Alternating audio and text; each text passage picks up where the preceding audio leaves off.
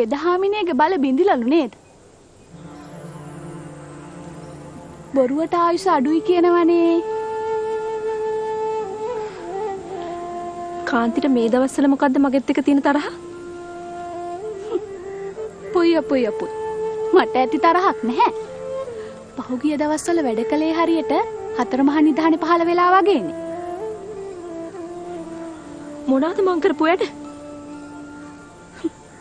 අනේ මේ සුද්ධියේ ගමට පේන්න වෙදහාමිනිලා වගේ හිටියට අම්මගේ දුවගේ දෙන්නගෙම තරම අපි දන්නවා. කාන්ති, ඔහෙට තරහ තියෙන්නේ මාත් එක්කනේ. මොකටද මගේ අම්මට දොස් කියන්නේ? අම්මා ගැනත් දැන් ওই ගම්මු කතා වෙන්නේ. අම්මට දැන් තම්මන්න තියෙන ගෙදර බත් මුට්ටිය විතරක් නෙවෙයිලුනේ. සිරිසේන මහත්තයාලා ගෙදරටත් ගිහිල්ලා ආවතේව කරනවායි කියන්නේ. හාමිනේ නැතිකොට මායන් දාලා සිරිසේන මහත්තයාවත් අල්ලගෙන නැති. අම්මා මොකද දුව මොකද? කාන්ති, පෞසිත වෙන කතා කියන්න එපා. කොහෙද යන්නේ? මං තාම කියලා ඉවර නෑ. දැන්වත් අර අහිංසකයව පස්සෙන් ගෙන්න ගන්න එක නවත්තනවද? කාන්ති, මම ජන්තු අයව මගේ පස්සෙන් ගෙන්න ගන්නෑ. කරගන්න ඕනේ දේවල් සේරම කරගත්තට පස්සේ දැන් ඉතින් පළනොකිය පලා බෙදනවා. කොහෙද යන්නේ? මං තාම කියලා ඉවර නෑ. ඒ මිනිස්සයා දැන් ගෙයක් දොරක් හදාගෙන මිනිහෙක් වෙන්නයි යන්නේ. පුළුවන් නම් ඒ වැඩෙත් මූසල කරපල්ලා.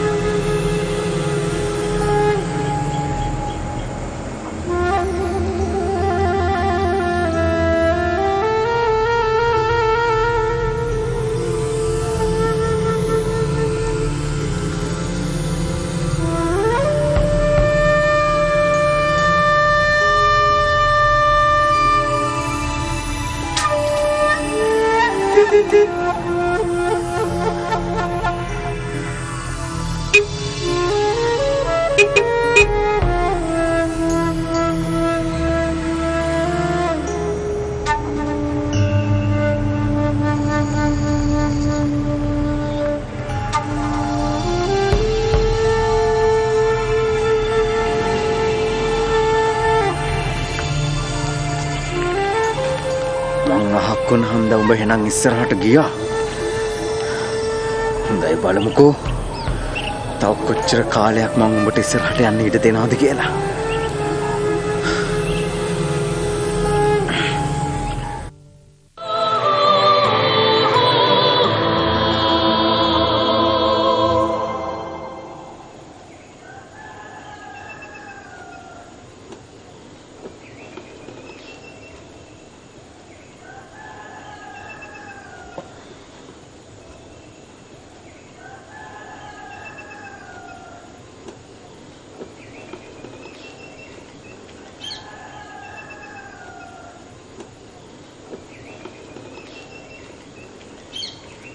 අම්මේ මොනවද ඔය?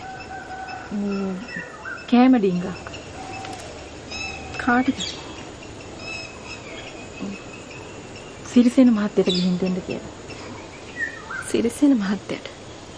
සිරිසේන මහත්තයාගේ බඩගින්න ගැන අම්මට මොකද්ද ඔය හැටි තියෙන අනුකම්පාව? සුද්ධියේ සිරිසේන මහත්තයා කියන්නේත් මනසෙක්. ඇත්තද? මේ ගමේ එදා වේලා කන්න නැති මිනිස්සුયો තව කොච්චරනම් ඉන්නවද? මම ඉතින් මේ මිනිස්සුන්ටත් ගිහින් කන්න බොන්න දෙන්න එපා. සිරිසේන මහත්තයට නැති උනේ හාමිනේ විතරයි. එහෙම නැතුව මේ සල්ලි බාගෙන නැති උනේ නැහැනේ.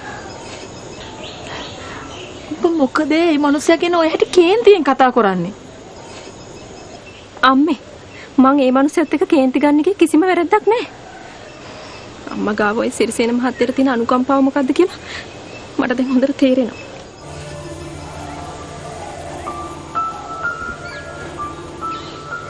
ඔයාලට තේරෙනවා නම් කියාපන්කෝ බලන්න. ඔය ගම්මු දැන් තැන් තැන් වල කතා වෙන්නේ. මොනවද කතා වෙන්නේ? කතා වෙනව නෙමෙයි මූණටම කියනවා. මොනවද කියන්නේ මූණට? කතා කරලා මූණට කියන්න පුළුවන් නම් මම මෙලහකටත් කියලා.